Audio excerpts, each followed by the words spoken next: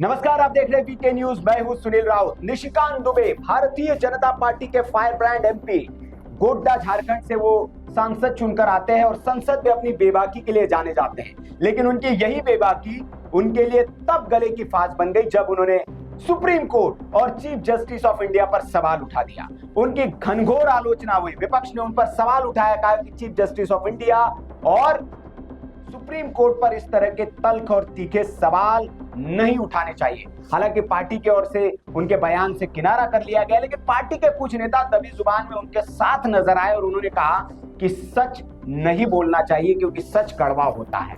लेकिन उसके बाद मांग की गई कि निशिकांत दुबे के खिलाफ अवमानना का, सुप्रीम कोर्ट की अवमानना का केस चलाया जाए और उन पर कड़ा एक्शन लिया जाए। इसको लेकर मांग की गई।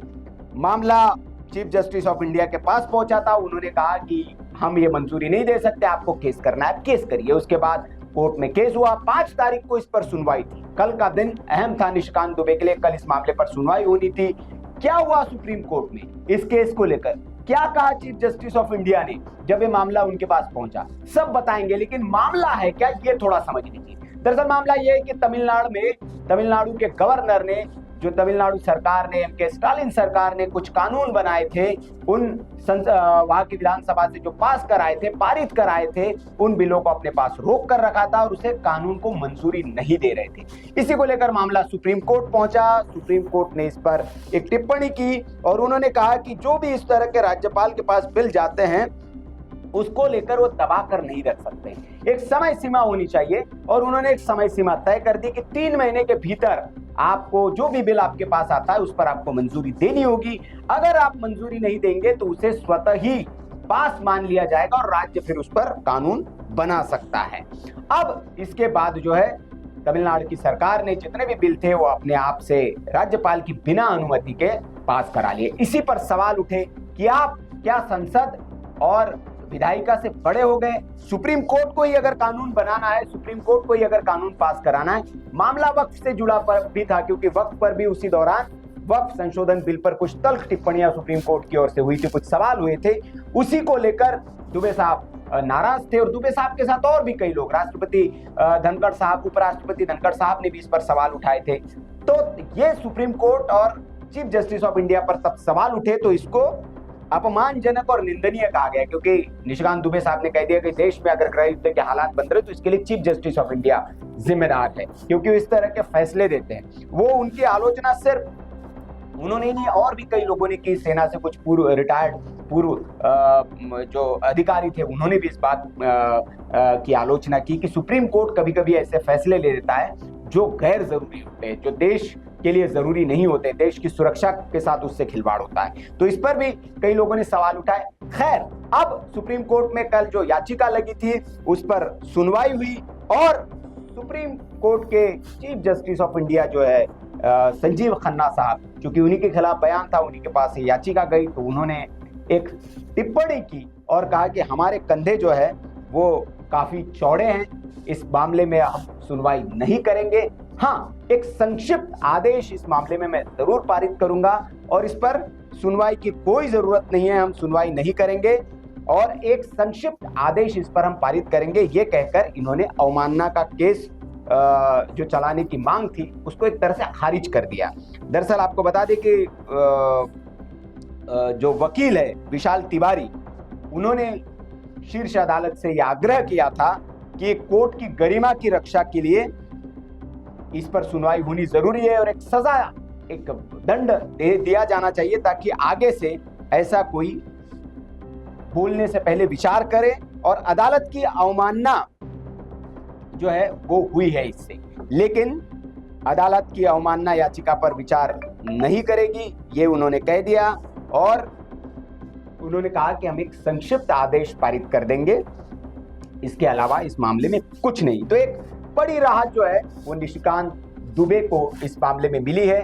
सुप्रीम कोर्ट ने इस मामले में सुनवाई करने से ही इनकार कर दिया, लेकिन उन्होंने कहा कि हमारे जस्टिस संजीव खन्ना साहब ने कहा कि हमारे कंधे जो है बहुत चौड़े हैं, मतलब उनका कहने का मतलब है कि हम बहुत बाहर उठा सकते हैं, आपने कह दिया कोई बात नहीं, आप आलोचना कर सकते हैं। तो इसको बड़े एक दिल के तौर पर लिया जा रहा है और सुप्रीम कोर्ट की आलोचना, सवाल ये उठता रहा है पहले कि आप सरकार की आलोचना कर सकते हैं, आप देश के प्रधानमंत्री की आलोचना कर सकते हैं, आप मीडिया की आलोचना कर सकते हैं, आप जो 4 स्तंभ बताए जाते हैं उनमें अगर सबकी आलोचना हो सकती है तो न्यायपालिका की आलोचना क्यों नहीं हो सकती? अगर उनके कुछ फैसले हैं जिनकी आलोचना कोई करता है तो इस पर इतनी अवमानना वाली बात क्या हो जाती है? ये भी प्रश्न कई बार पहले उठते हैं और इस तरह की कई बार अवमानना के केस के मामले में भी बात सामने आती है। लेकिन इस बार chief justice of India Sanjiv Khanna साहब ने बड़ा दिल दिखाया और उन्होंने कहा कि हमारे कंधे बहुत चौड़े हैं, इस तरह के बयान के लिए अवमानना का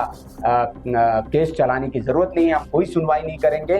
हाँ, एक संक्षिप्त आदेश पारित करेंगे। अभी वो आदेश आया नहीं है, आदेश आएगा तो हम जरूर बताएंगे। लेकिन इस मामले में ये मामला क्यों तूल पकड़ा था, क्या कहा था निशिकांत दुबे ने, वो एक बार फिर आप सुनिए। मैं आपको बताऊं कि एक आर्टिकल 377 था जिसमें होमोसेक्सुअलिटी जो है एक बड़ा अपराध था। अभी ट्रंप एडमिनिस्ट्रेशन आया है, उसने क्या कहा है? उसने कहा है कि इस दुनिया में 2 ही सेक्स है, या तो मेल है या तो फीमेल है। ट्रांसजेंडर की उसने बात नहीं कही, होमोसेक्सुअलिटी की बात नहीं कही। पूरी क्रिश्चियन कम्युनिटी हो, पूरी हिंदू कम्युनिटी हो, पूरी मुस्लिम कम्युनिटी हो, पूरी बुद्ध हो, जैन हो, सिख हो, सभी ये मानते हैं कि होमोसेक्सुअलिटी एक अपराध है। सुप्रीम कोर्ट ने वन फाइन मॉर्निंग कहा कि नहीं, ये केस हम एबॉलिश करते हैं, ये आर्टिकल एबॉलिश करते हैं। हमने आईटी एक्ट बनाया। आईटी एक्ट में सबसे ज़्यादा दुखी कौन है? महिलाएं हैं, महिलाओं के पौर्ण आते हैं, बच्चे हैं, बच्चे के पौर्ण आते हैं, उनकी सेक्सुअलिटी के बारे में जो है हंगामा होता है। एक दिन सुप्रीम कोर्ट खड़ा होता है, वो कहता है 66 से ख़त्म कर दिया हमने, आईटी एक्ट ख़त्म कर दिया। अभी आप समझिए, मैंने आर्टिकल 141 का बहुत बड़ा जो है अध्ययन किया है। आर्टिकल 141 कहता है कि हम जो कानून बनाते हैं, हम जो जजमेंट देते हैं, वो लोअर कोर्ट से लेकर सुप्रीम कोर्ट तक लागू है।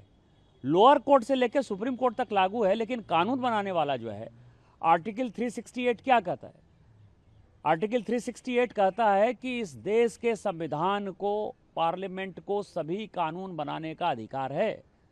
कानून की व्याख्या करने का अधिकार सुप्रीम कोर्ट का है। वो कह रहा है कि 3 महीने में जो है राष्ट्रपति बता दें कि क्या करना है, 3 महीने में गवर्नर बता दें कि क्या करना है।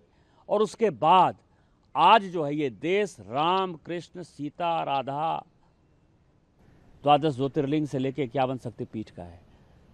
सनातन की परंपरा है, लाखों साल की परंपरा है। आप जब राम मंदिर का विषय होता है तो आप राम मंदिर में कहते हो कि कागज़ दिखाओ, कागज़ दिखाओ। कृष्ण जन्मभूमि का मामला आएगा मथुरा में तो कहोगे कागज़ दिखाओ। आप जब शिव की बात होगी, ज्ञानवापी मस्जिद की बात आएगी, कागज़ दिखाओ। और आज केवल आप मुगलों के आने के बाद जो मस्जिद बने हैं उसके लिए कहते हैं कि आप कागज़ कहाँ से दिखाओ। इस देश में धार्मिक युद्ध भड़काने के लिए केवल और केवल सुप्रीम कोर्ट जिम्मेवार है। सुप्रीम कोर्ट का एकमात्र उद्देश्य है, show me the face will show you the law. Supreme court अपनी सीमा से बाहर जा रहा है। सुप्रीम कोर्ट की सीमा यह है कि भारत का संविधान जिस कानून को बनाया उस कानून की उसको व्याख्या करनी है, और यदि वो व्याख्या नहीं कर सकती है और सब कुछ के लिए सुप्रीम कोर्ट जाना है तो इस संसद का कोई मतलब नहीं है, विधानसभा का कोई मतलब नहीं है, उसको बंद कर देना चाहिए। जो अपॉइंटिंग अथॉरिटी है उसको आप निर्देश कैसे दे सकते हैं? भारत के चीफ जस्टिस का अपॉइंटमेंट भारत का राष्ट्रपति करता है। इस देश का कानून भारत का पार्लियामेंट बनाता है, उस पार्लियामेंट को आप डिक्टेट करेंगे।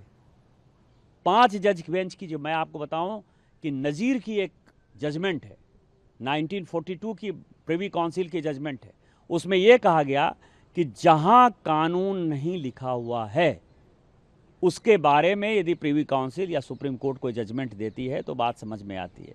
यहाँ पूरा जजमेंट लिखा हुआ है कि राष्ट्रपति का क्या अधिकार है, उपराष्ट्रपति का क्या अधिकार है, प्रधानमंत्री का क्या अधिकार है, हमारे पार्लियामेंट का क्या अधिकार है, हमारे सुप्रीम कोर्ट का क्या अधिकार है, हाई कोर्ट का अधिकार है। जब सब कुछ लिखत पढ़त में है तो तुम नया कानून कैसे बना दिया? 3 महीना कहाँ से लेके आ गए कि राष्ट्रपति को 3 महीने के अंदर फैसला करना है? ये किस कानून में लिखा हुआ है?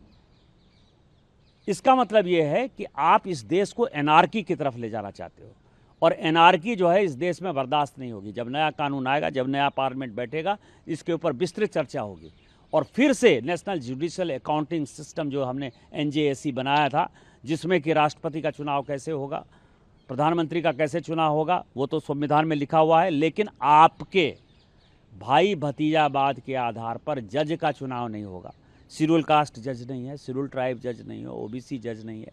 मैक्सिमम 78-80% जो है 78-80% जो है केवल और केवल जो है सवर्ण जाति के जो है जज बैठे हुए हैं, और आप अपना कानून चलाओगे। ये कानून नहीं चलेगा। तो ये वो बयान था जिस बयान के बाद, निशिकांत दुबे के बयान के बाद बवाल मचा था, और आखिरकार ये मामला कोर्ट पहुंचा। कोर्ट ने इस पर सुनवाई से इनकार कर दिया है। ये ताजा अपडेट है। ऐसे ही ताजा अपडेट के लिए आप हमारे चैनल के साथ जुड़े रहिए। वीके न्यूज को सब्सक्राइब कर लीजिए और देखते रहिए वीके न्यूज। नमस्कार। वीके न्यूज, राष्ट्र के नाम।